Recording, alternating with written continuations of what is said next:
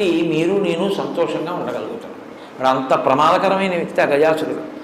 కాబట్టి సుముఖ, మంచి ముఖం ఉన్నవాడు అంటే ఏమిటి దాని అర్థం? ఆయన ఆ ముఖాన్ని లోకం కోసం ఉంచుకుని గజాసుర సంహారం చేసి మిమ్మల్ని నన్ను రక్షించినటువంటి వాడు. కాబట్టి అసలు ఆ ముఖం ఉంచుకోవడమే మన కొరకు తప్ప, లేకపోతే అసలు ఆయన ముఖం అది కాని కాదు. మనందరిలాగే ఆయన నరముఖంతో చాలా అందంగా కూర్చుని ఉండేవాడు. ఆయన ఏనుగు ముఖం పెట్టుకున్నాడు అంటే మన కోసం తన తల తీయించుకుని ఏనుగు తలకాయని పెట్టుకున్నవాడు. లోకం కోసం ఇంత గొప్ప పరిశ్రమ చేసిన వాడి ముఖం కన్నా సుముఖం ఇంకేముంటుంది?